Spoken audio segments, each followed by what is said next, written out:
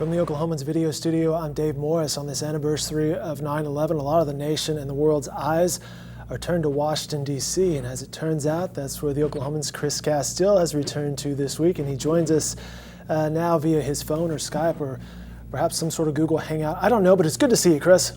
It's good to see you, Dave. Hey, where exactly? You're kind of little, but I do see you. Well, where exactly are you in D.C.? I'm on Capitol Hill. Let me do a quick turnaround if I can figure out how to do this. Take us the virtual tour. Okay. It's beautiful here, by the way.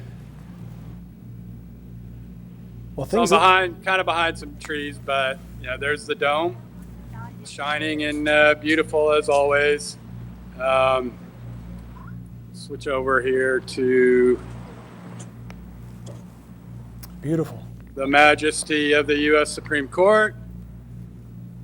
Across the street, Library of Congress. And for years, you covered Washington, D.C. for the Oklahoman. How many years were you there? I was here for 27 years. 27 years. So does it bring back some memories for you? It does. It absolutely does. Well, one of the reasons you're there this week, as it turns out, work-wise, is the Congress back in session and previewing their congressional agenda.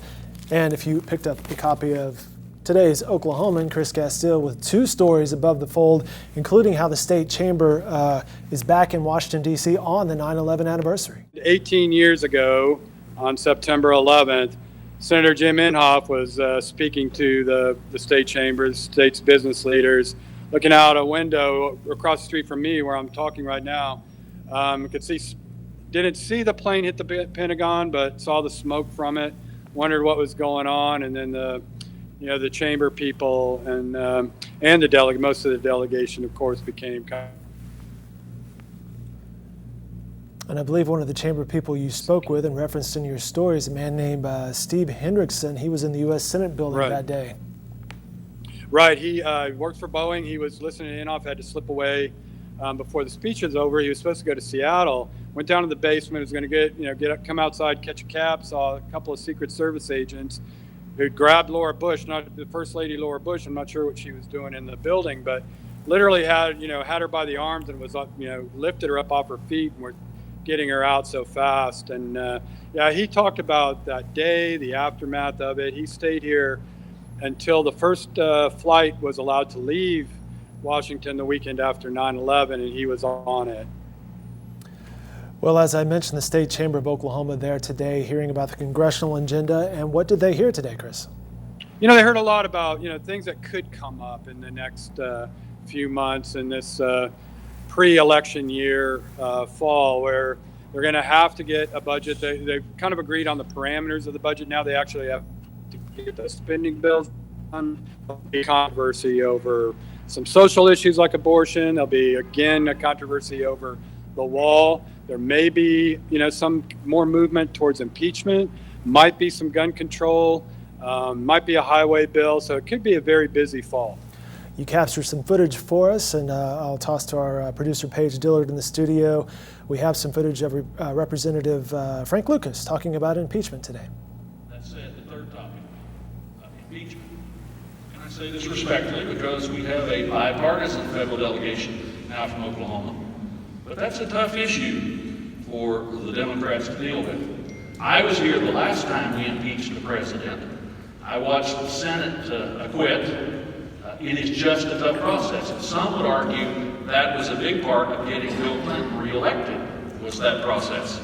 So I'm not so sure necessarily that the bright minds down at the White House are really all that nervous if an impeachment takes place. We mentioned that this is the anniversary of 9/11, and you mentioned Donald Trump. We're talking about impeachment there. Tonight there are debates as we ramp into the presidential campaigns for next year. One of the things you heard about today was from Senator Jim Inhofe talking about the debates. I have a lot of friends, conservative friends. They're not watching the debates.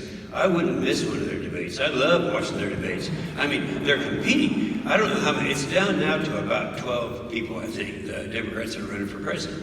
And they are, each one, they honestly believe in their hearts that whoever's the Democrat nominee for president will automatically be president. They believe it, and that's the reason that they're not guarded in trying to soften some of the far left perspective, and so they're competing with each other. So they want to abolish the employer-provided health care and socialized medicine. I'm talking about every one of them now who's still in the race. And thank you, Chris, for providing us with that footage today as the delegation spoke with the State Chamber of Oklahoma.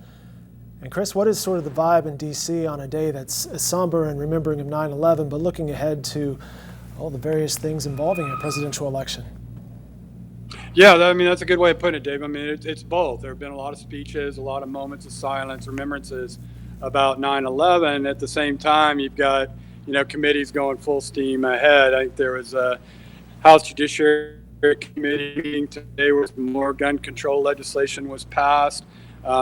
State School Superintendent Joy Hofmeister appeared before a Education and Labor subcommittee this morning to testify about student trauma and how you educate students who've been severely traumatized and are depressed. So it's both, and that's I guess kind of how you adjust to the new normal. You stop to remember it for the tragedies for a few minutes, and then you press on.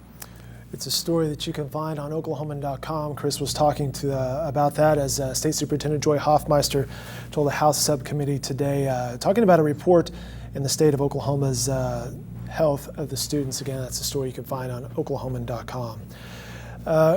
Chris, any chance, as I'll shift gears out of this interview, any chance you're going to catch any Nationals baseball while you're there? I believe there's a wild card race for those guys. 2 games, I think, Friday and Saturday against the Braves. So, I mean, they've had trouble with the Braves, quite obviously. A lot of teams had, but there's always hope. And the Nats are still in it.